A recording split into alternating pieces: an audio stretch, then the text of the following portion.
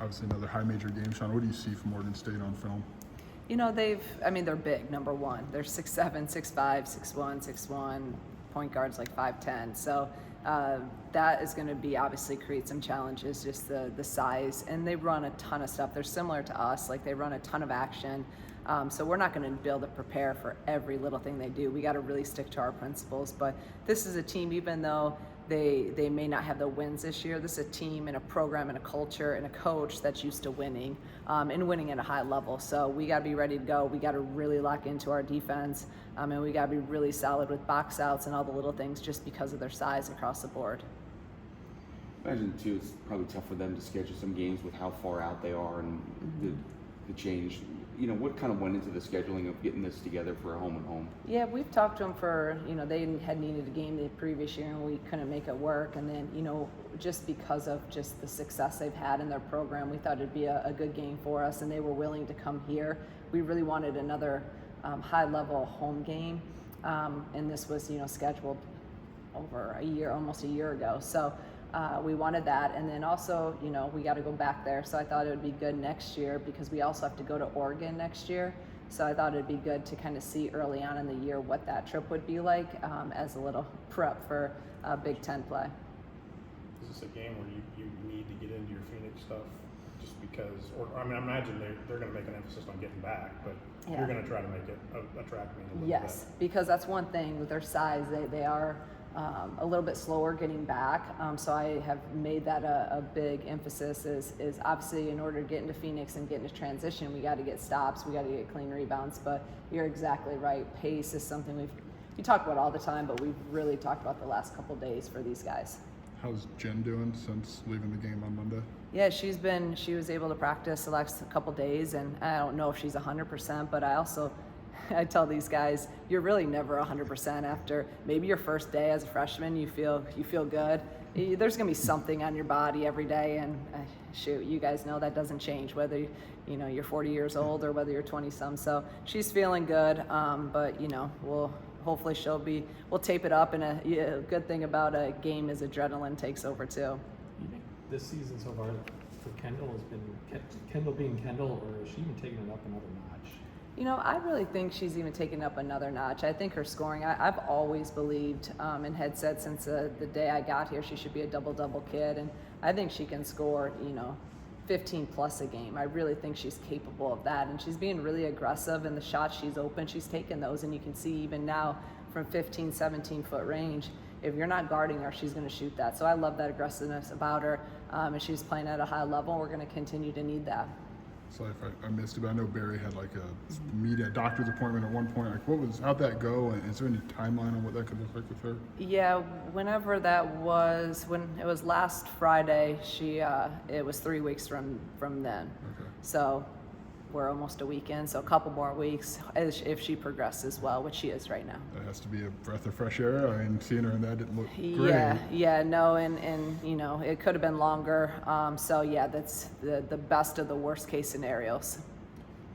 Regardless of whether, I know you have opponents to prepare for throughout the season, but throughout this 4 games stretch, what do you like about what you're seeing just internally about your club right now? I like the consistency. I think that's something that we struggled with last year. I think defensive consistency is something I've been really proud of. We've come out no matter who it is, no matter what the opponent does, what their strengths are, big, small, fast, slower, pace, whatever it is. We've been able to really hang our hat on our defense and our rebounding, and that's something that, again, is a staple of our program and what we always want to be able to hang our hat on, and I think we've been really consistent with that. And that's then led to us to be able to play a little bit faster, but definitely the consistency in our defense. Given what you guys are doing on that side with the rebounding and defense, what can this look like when the shots start to fall at a clip that maybe we've seen them fall at in the past? Yeah, I think we're the last couple of games we've shot it better, but yeah, I think that's the upside we can still, because we're not a finished product. I mean, it's still November, it's still early, we still got to get into a flow. You still see. We're in and out some of practices with some of the things we've dealt with injury-wise. So I just think that, that's a work in progress. But if our defense is where it's at right now, that's what I'm more concerned about. But the shots are going to fall. We got a lot of open shots the other day, and we were hitting them. So I think that'll just consistently just continue to evolve and get a little bit smoother. You know, the defensive piece that Dahlia brings, but what have you maybe seen from her offensive game kind of growing and becoming such more efficient player? Yeah, I mean, she's finishing at a high level right now, right? And in the first 2 years I was here, I felt like she got to the rim, but, you know, the finishes maybe weren't as consistent. So she's finishing at a high level. She's getting to the free throw line a lot more. She's able to hit her pull-up jump shot is very efficient. She's hit 1 3.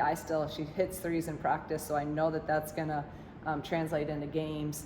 So I just think that offensively she's a lot more versatile. She's improved her skill set a lot, and she's a lot more confident because of the work she's put in on her ball handling, on her finishing, on her three-point shot, on her mid-range.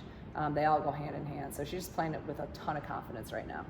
Do you, in your mind, slot Jazz and Gretchen as both a 1 and a 2 out there on the floor, just in what's needed?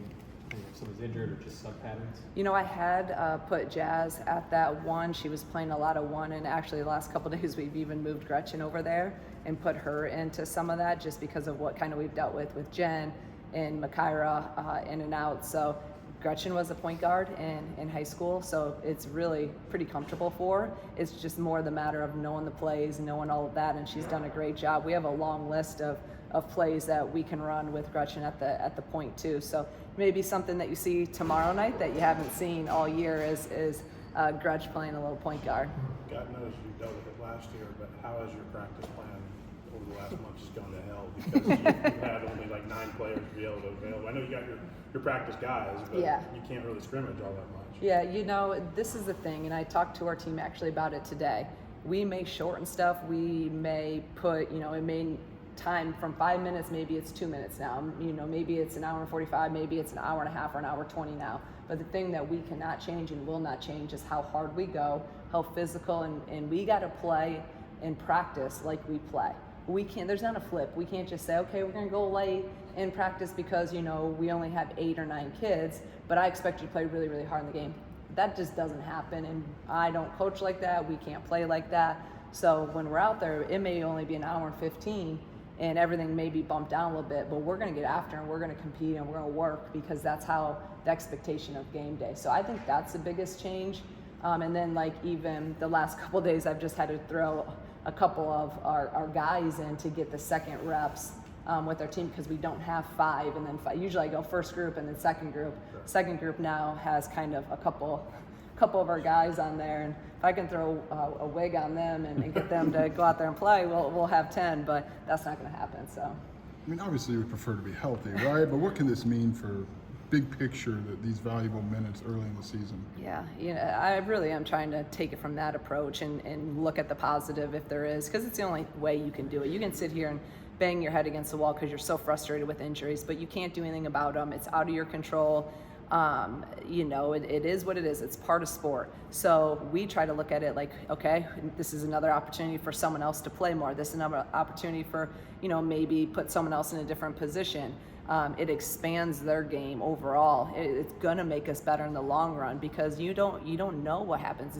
Gretchen now getting some point guard minutes may help us win a game in January or February if Makaira or Jen are in foul trouble or if one of them are banged up. So, you know, and Jazz being able to play point, that's going to help us later on too. So I just think that that's the way we're approaching it. You know, Corey bumping over to play 4. It's part of athletics. You got to figure it out, and no one's going to feel sorry for you. No one's just going to say, oh, the game's canceled because, you know, Jen sprained her ankle. No one cares. So we just got to say next man up. How are we going to get better from this? How are we going to go out there and still do what we do? What's maybe impressed you just about Gretchen's adaptability of different roles, like you referenced, and just different aspects of coming off the bench versus starting, different things like that? You know, Gretchen is just so even keel anyways, and so just like, what do I need to do? Like, she's never too high, never too low, and I think that's actually what makes her really, really good too. And you know, we never had even thought about or needed to put her at the point because we've been okay with that. Well, you know, in the last few days, we decided that we need to get her some reps. She's like, that's fine. She listed off a whole line of plays of what she knows from the point. And I'm like, that's really impressive for someone that this was never even something we really talked about or needed. And now she needs to do that. Coach, I know these plays, I'm good. There's just no there's no worry, there's no nothing. She's like, let's do this. And I've also been really proud and happy with Jazz in that too. Jazz, you know, we need you to play point, and this has started, you know, months ago. We had her doing that, and she's taken it on. She's done it at a really high level. I think it speaks just a lot about them as basketball players and their basketball IQ, and then also as people. They're team players. It's not about them. It's about us. It's about what do we need to do at any given day for us to be in a position to win games.